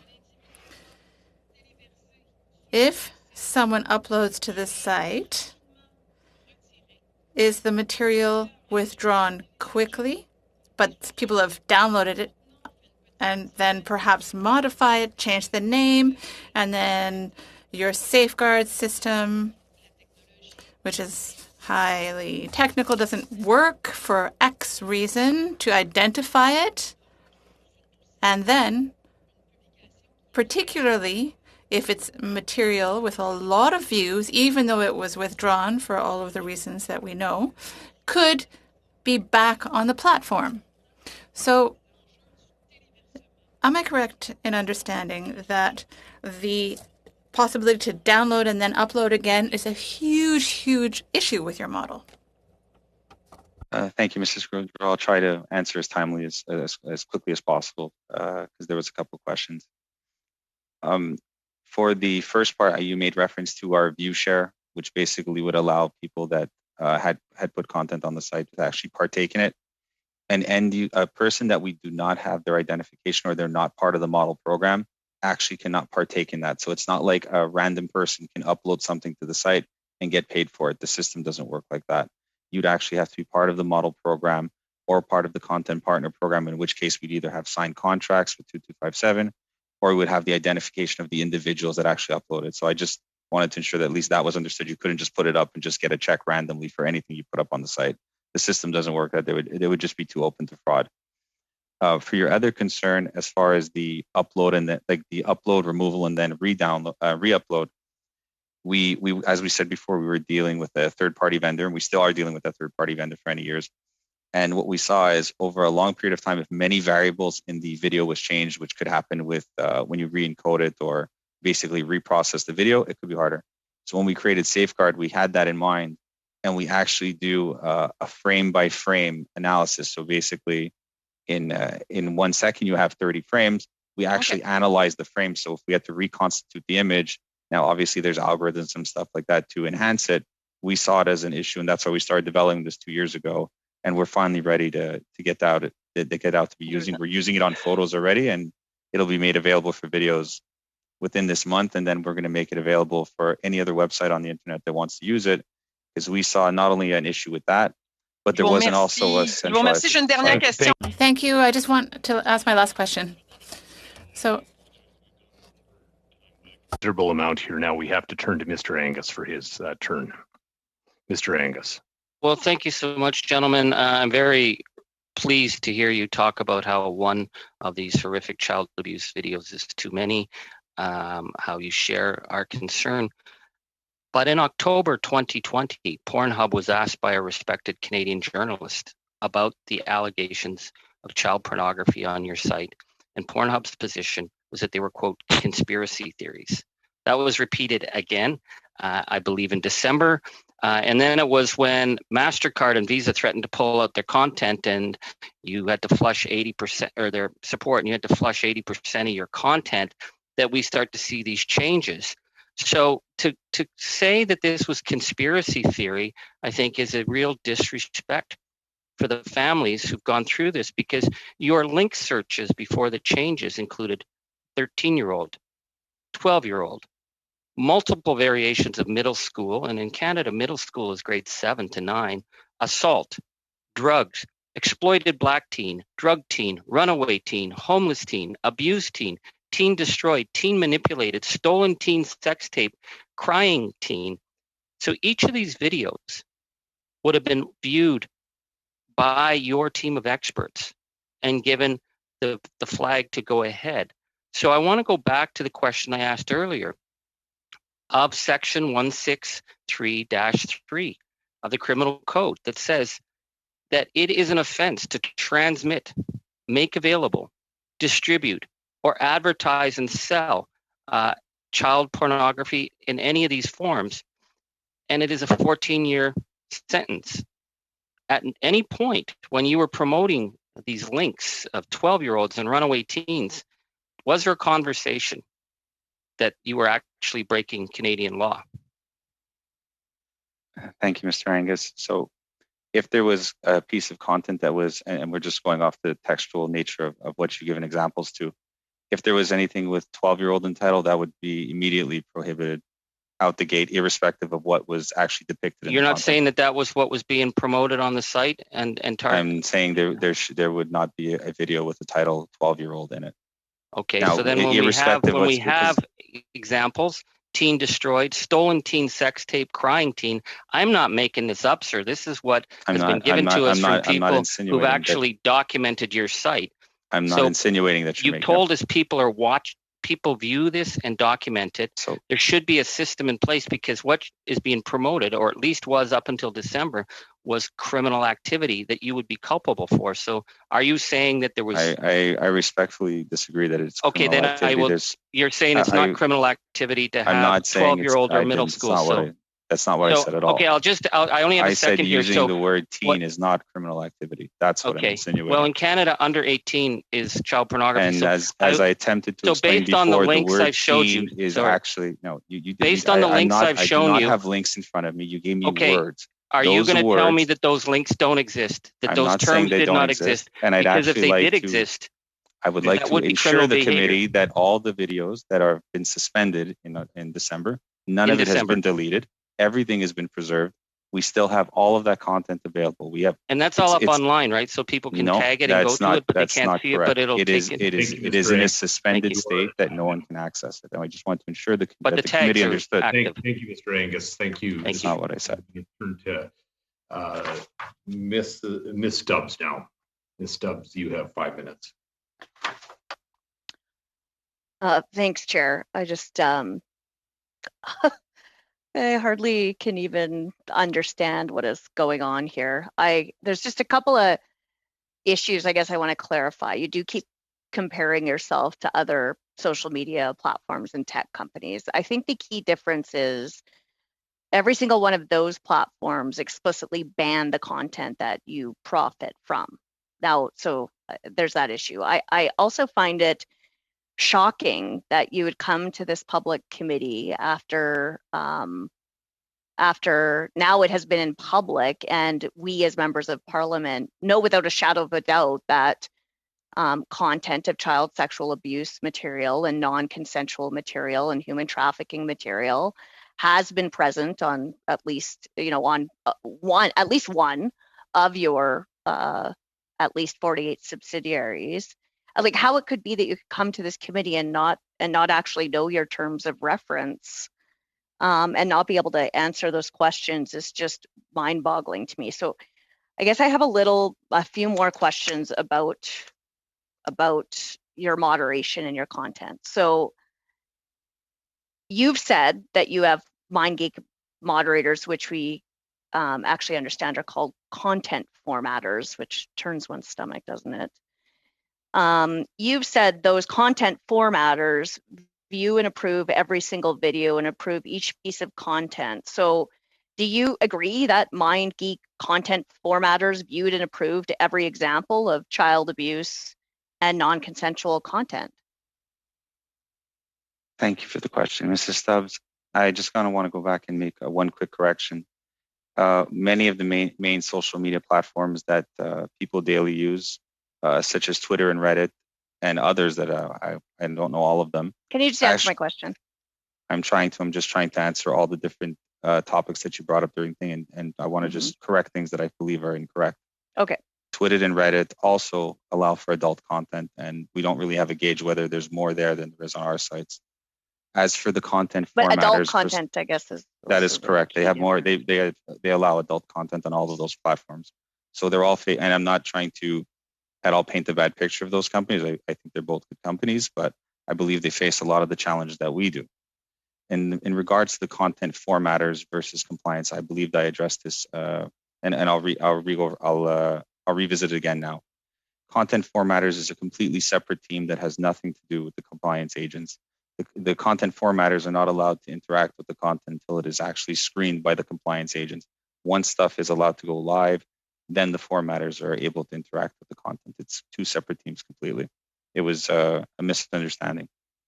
I believe it was cited in an article somewhere. I read one of the articles. I just can't remember which one it was. Okay. Can you explain why and how did MindGeek verify in the Model Hub program multiple confirmed underage victims, including the 15-year-old from Florida who was abused in 58 videos, and why a trafficker from Tuscaloosa, Alabama, who was verified under the name Big Tank Dog, was abusing a 16-year-old in their verified program? The IDs that were provided were from what we could assess legally issued identifications, and at the time we were understood that they were 18 years old. I don't want to be on record in saying the wrong thing because those are very specific cases. But every time you're part of the model program and you're attempting and you have submitted videos that are to be monetized, you automatically have to give identification. So the primary performer is the one that provides the identification. And if we believe the secondary performer would look underage, we would request secondary performer's ID. But the primary performer or the account holder provides their identification. We have the identification of these individuals. I believe, and I'm saying I word the believe because I'm not 100% sure. In one of those cases, at least, we're working with authorities to provide the information requested. And the owner of the account also attests to that everyone else performing in the or appearing in the piece of content is of age and has provided the necessary consent to allow for those videos to be uploaded. You just can't just put something up.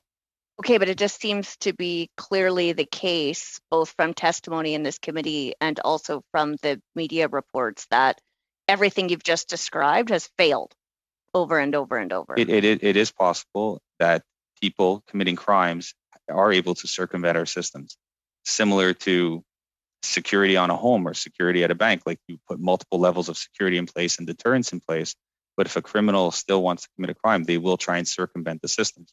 We are constantly adding new systems and better systems and trying to further it to not only deter, but to stop. I mentioned this previously.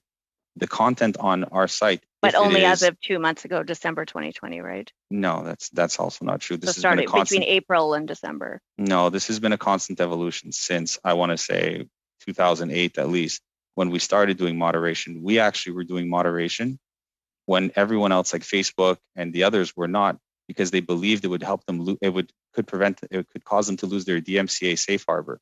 Now that time has evolved, even though we were still willing to do it because it was so important to us as a business that we wouldn't allow CSAM material on the site. We did it even though we thought we could lose our DMCA safe harbor. I just want to say, I take your point at the, sorry, Chair. I just want to say, I take your point at the beginning. I should have worded that differently. I agree. But the key difference, of course, is that it's your platform that is designed specifically to monetize and profit from this specific content versus other platforms that are for consenting, approved, versus other platforms clean content that can allow it, but that's not their primary purpose. No, and I that's agree. just a common sense. No, it is. We're definitely targeting the adult market. I agree. Your time is up. We're going to move to Ms. Shanahan. Thank you very much, Chair. Mr. Antoon, for the record, what is your title? I'm the CEO of the MindGeek Canada division. And so am I to understand that you are the CEO for all of MindGeek's billing entities worldwide? No, that's not correct. Only for the Canadian subsidiary, which provides services to the European subsidiaries. Can I ask you how much you were paid last year in 2020? I've been asked that question before. I think this is a private, personal matter. I'd like not to share that with the committee. I find that very interesting that you consider your financial information to be private and confidential in view of the business that you're in. But Mr. Antoon, it has been reported that you are building a sprawling mansion in the north end of Montreal, that you and your wife own 2 other large properties in Quebec, including a compound in the Laurentians, and that you drive a Lamborghini Uru. Are these assets yours, or are they owned by MindGeek or one of the related companies?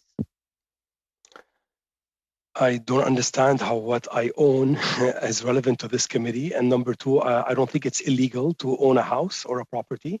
I don't own anything in the Laurentian. If you look at the media reports, I'm asking if it's owned by yourself or by MindGeek. Depending which property you're talking about, but no, MindGeek does not own any property. No property here in Canada. Is that what you're saying? Yeah, MindGeek does not own any property. So MindGeek does not own any real estate property here in Canada. 0. The building we're in, we simply rent it. Interesting. For the record, Chair, I know that the request has been made already, but if this committee can work toward obtaining the financials of MindGeek and its related entities, as well as tax information, I think that will be very useful. And I'd like to give the rest of my time to Mr. Erskine-Smith. Thanks very much. Mr. Antoon, are you familiar with a recent article in the Globe and Mail lifting the veil of secrecy on MindGeek's online pornography empire? There's no secrecy about MindGeek. No. Are you aware of the article? I think I read it quickly, but there's so many lately. Okay, so in reading that article, did anything stand out to you? I mean, media articles are not facts. It's journalists writing whatever they want. Well, in this case, a journalist isn't writing whatever he wants. He's actually reporting on something that 2 individuals who worked for MindGeek and Pornhub had told him. Did you read that section? I don't recall. You can remind me if you want. Well, if I was a CEO of a company and I was very concerned about any single instance of harmful content on my platform, I might have taken this a little bit more seriously, because in that article, it was reported that employees flagged content so egregious occasionally, they recommended contacting the police. But 2 former formatters said they were discouraged by managers from doing so, and one was told not to bother, since uploaders are typically anonymous and unlikely to be identifiable. Does that cause you any concern? So that's a perfect example of journalists not understanding who they're interviewing. Formatters do not report to the police. Formatters do not review the content as David just explained many times. No, they flagged content. They flagged content so egregious, they recommended contacting the police, and managers said, we shouldn't do that. That doesn't concern you in any way whatsoever? It's completely unfactual. To answer the question directly, and I understand the concern if you read the article. We would, if we ever heard of something like that, look into it immediately. And if those were comments that were made, I don't know who the employee is. I don't know who made the comment. If I had additional information, I would definitely look into it. If the committee has access to information, I'd ask you to please hand it over. So committed to trust and safety, your response to an article like that is to shrug your shoulders and say journalists make up anything. That's what I heard from Mr. Antoon. So I'm MasterCard sorry said in a if you statement, Mr. misrepresent. Tassilo, you can maybe help me because you seem to Sure. provide more detailed answers. MasterCard said in a statement they found evidence of unlawful content. Their words, not mine. What was that content? The content in question was actually something that they deemed could be potentially depicting something that would be non-consensual. And when we reviewed it, the content should not have made it on the site, and it actually made it up through an edge case of making it through not only 3 of our softwares, 2 other softwares that we actually were running against the databases. And since then, we've plugged it, and we understand it goes back to what we said. Even one example is too many, and that's why we constantly work to identify these edge cases and plug them so that it can never happen again. In that same Globe article, they identify a user that did upload questionable content. When it was flagged to Pornhub by Globe Mail, the content was taken down. When an account holder, a verified account holder, uploads problematic and harmful content, what happens to that account? And how does Pornhub and MindGeek confirm that the individuals, not the account holder, but the individuals in that video are providing consent? So when it goes back to the process of the upload that we were discussing before, what we do is when the compliance officers are running through the actual piece of material, they look for any sign of duress or anything that would insinuate that there is no consent. There's no, it would obviously be impossible to have I consent to this video before every single video when the content's being uploaded to the site. So we look for any signs that the consent would not be available. And if that was ever depicted, that's the type of content that wouldn't make it up the site. But you don't require the account holder to confirm that they've received and with no, actually in writing that they've confirmed. I was making reference to when you're actually watching the content in and of itself. At the time of upload, it's explicitly asked that the person doing the upload has the consent to the consent of everyone in the video, and that everyone in the video is of legal age, which is 18. We don't. There might be a place in the world where it's not 18, but we use a governing law of 18, irrespective where the content's uploaded from. Thank you. We're going to turn now to Mr. Beerson for 5 minutes and questions. Thank you, Mr. Chair. Mr. Toon, back about a year ago, the UK Sun Times found dozens of illegal videos, and some were on your site for more than 3 years. What do you have to say about that report? So every time there's these kinds of reports, we reach out to the journalist and ask for more information in order to help us identify and remove this content. That journalist himself could have easily flagged that content, just one click of a button.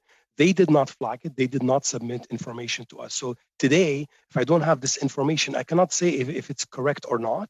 So content that is deemed to be illegal is removed immediately? Once flagged, the average for 2020, from the top of my head, was less than 6 hours. So on December 14th, 80% of your content came down from your site. Is that correct? I don't know about 80%, but yes, a large portion of unverified user uploaded content was removed. Illegal content? No, I said unverified uploaders. We only have content today from verified uploaders. The content we removed is because we do not have, it was uploaded by people who were not verified. Do you have a specific number on the amount of content that was removed? It's in the ballpark of 9 to 10 million. I don't have the exact. It's not that we don't have. We are obviously aware of the number precisely. Just don't have it on hand right now. So why would you remove these 9 to 10 million videos if it was just conspiracy and untrue that there was illegal content on your site? Once again, I go back to what I told the committee before. This content was suspended. It hasn't been deleted. So if there is anything, law enforcement is still able to ask for any piece of information on any one of those pieces of content. And I think it goes back to what we've been doing since the beginning as a company. We've always made every attempt to be the front runners, the leaders in how social media platforms can work. And this was just one more step in our evolution. And we're making it so that we want everyone that uploads to our site to basically we want to have ID on them so we know who they are, so we can add further deterrence to them doing illegal activity. And we hope people that are providing adult entertainment and any form of entertainment to people in the world follow our lead. Who is Mr. Corey Price? Mr. Corey Price is an alias used by my colleague Corey Ehrman. Okay. He uses it basically to Mr. Ehrman's on the call here. Yes, Mr. that's Ehrman? correct. He uses it a lot to essentially. Can you confirm this, Mr. Ehrman? Yes, it's an alias I've used in terms of public-facing statements. So why would you use an alias? It's just a matter of safety. So some of our employees at the company have used aliases or pseudonyms from time to time because of the safety. And we've seen a lot of threats and doxing on 4chan and other message boards. And David and Faraz, who have been using their real name, have seen actually quite a lot of attacks and threats to them and their families. Is Ian Andrews another one of your aliases? So Ian Andrews is a pseudonym for someone that works in our media communications team. It's not me, but that is someone that works on our team. So you're worried about your personal security? We're worried about the security of our employees, yes, for sure. This was something that myself and Faraz blessed, and we felt it was a prudent thing to do because there's a lot of social media platforms on the internet that don't have the responsibilities that we do, where they actually check for negative comments and stuff like that. And there's been many articles, and you can Google them. If you Google my name, you'll find them, where they're threatening not only me, my family, and a bunch of other heinous accusations. So we felt it was the best way that we could protect our employees from groups that don't believe that adult entertainment belongs in the world. And we're very proud of our product, and we're not trying to hide behind anything. And that's why Faraz and myself use our personal name. But we would never oblige an employee that's proud to work at the company to have to endure any of those things.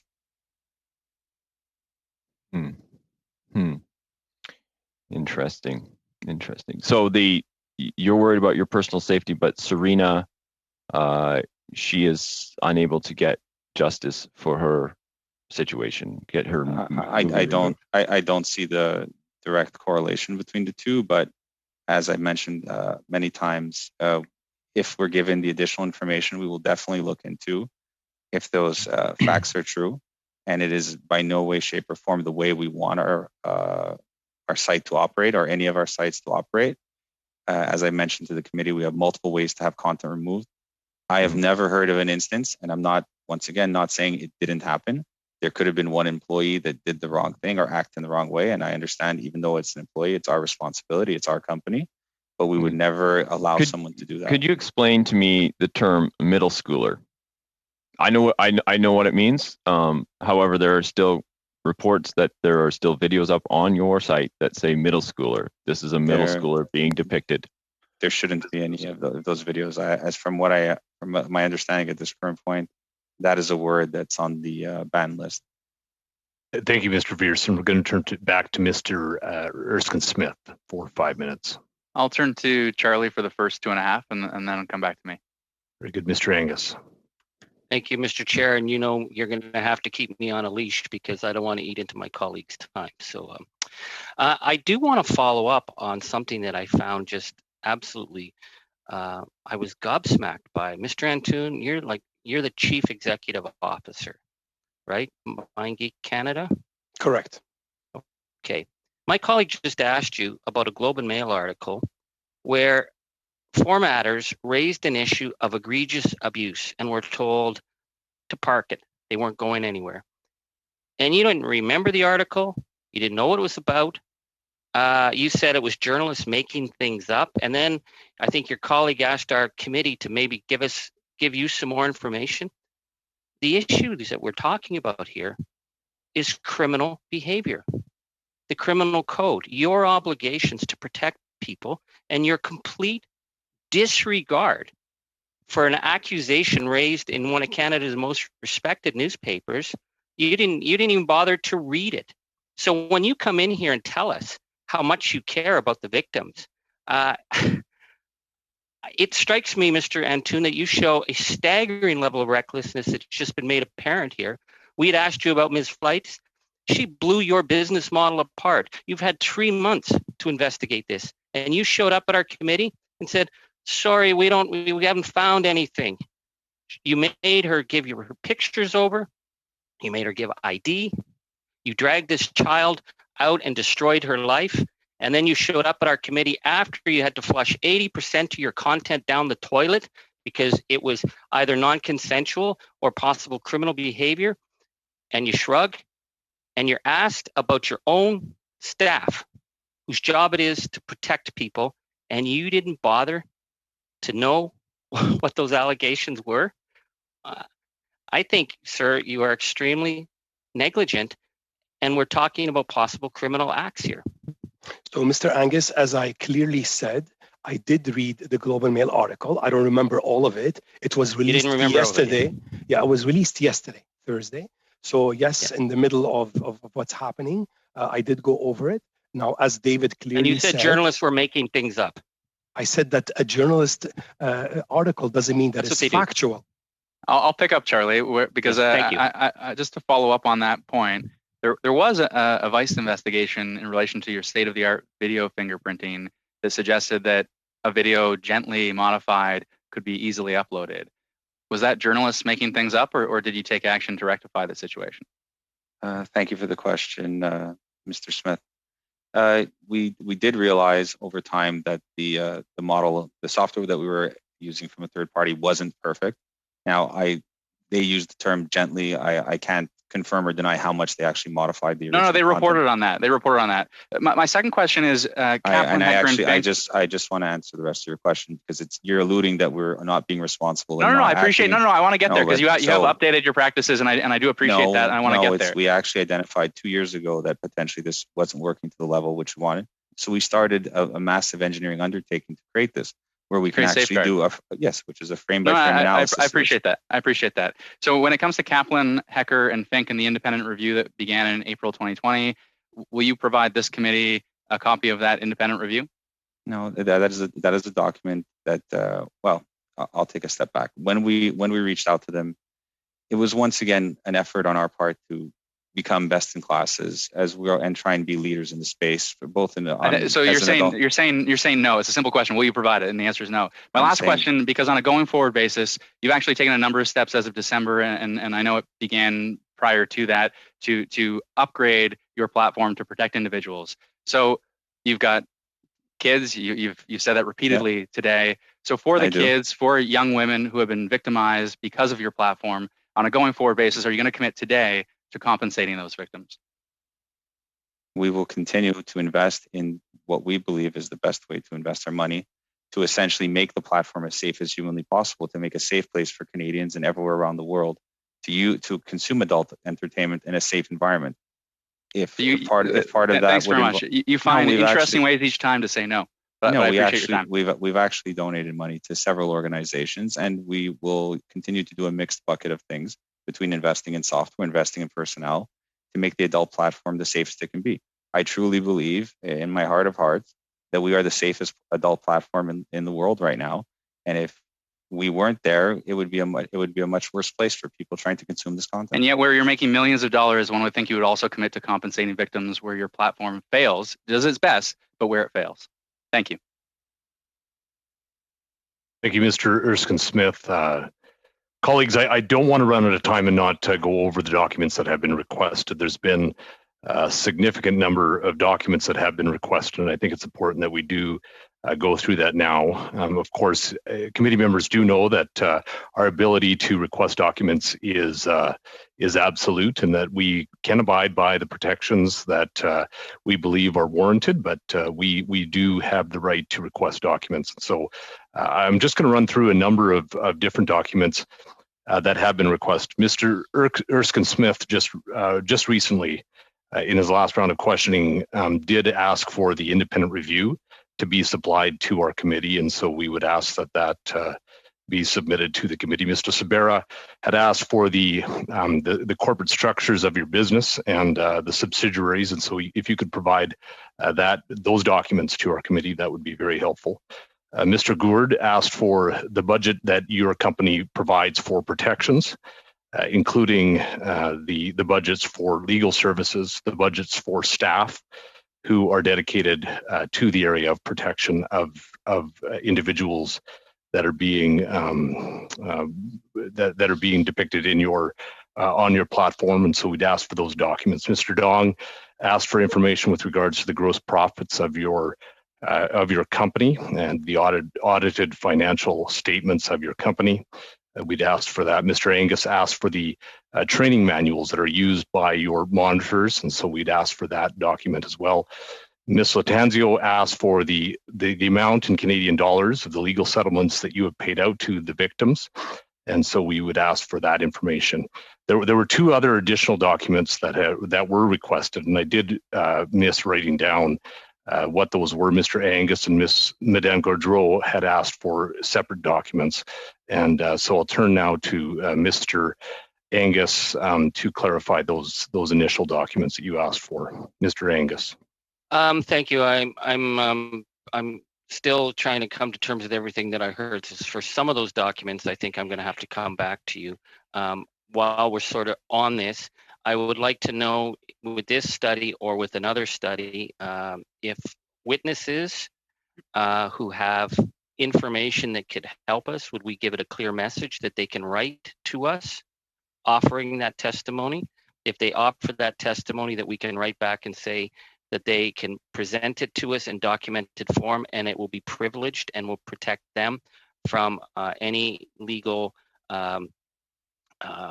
threat by these witnesses or in another study, so that if we're receiving these requests for people who want to provide information, that you will contact them and say, yes, we will ask for your documentation. We can decide whether or not it's relevant. We will look at it, of course, and then make a decision. But I think to send that clear message, if people have information, that they can contact our committee, and if it's germane to our study, we can use it.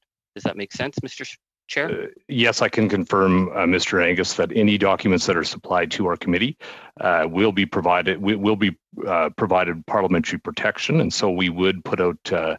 I guess as a chairman, I will now indicate to anybody listening that if they would like to supply this committee with information with regards to the studies that we are currently undertaking, that they would have the right to supply us with documentation, and that documentation would be treated under the same provisions as to if or not they would come as witnesses to our committee, and so they would be provided full parliamentary protection for any documentation that they supply to our committee for the studies that we're currently undertaking. Thank you. Thank you for that. I'm going to turn now to Madame Gaudreau. Oui, monsieur. Yes. Thank you, Chair. My request was to receive the terms of service before the latest changes. And when I was talking about the bill for the protection of private information, personal information, we talked a lot about it here, but I wanted to know what the specific rules are in that regard, because that will help us to ensure the protection of personal information. Because, as you know, this can help us to create legislation to protect Canadians. So I would like to hear exactly how things work and how the personal information is used. Thank you. Thank you. We'll request that information as well. We'll turn now to Ms. Shanahan. Thank you, Chair. I would like to have the personal tax returns of the executive for the past 5 years and the tax returns for MindGeek for the past 5 years. Ms. Stubbs, you have a request. Thanks, Chair. Yeah, I just want to ensure we're prescriptive and thorough in the requests that we make. So I think what we definitely have to have in the documents supplied will be a comprehensive breakdown of all the revenue streams, the equity in the company, explicitly who owns it, if it's got what the value is, and if there's any debt leveraging, who owns that debt. I think it'd be beneficial to know how much revenue has been generated in the last 5 years. I mean, certainly to make the case that there's enough money that they could be holding themselves to the higher standards that they ought to be. And any off-balance sheet entities to which it pays fees and costs associated with its revenue, deducted as costs for tax purposes. And I think probably tax payments, at least in Canada, but ideally, obviously, in all locations in which there are subsidiaries of MindGeek. Colleagues, I would just remind each one of us that we do have a mandate as committee members, and of course, we want to ensure that the documents that we do request align with the work that we're currently undertaking. Madame Latanzio, we'll turn to you.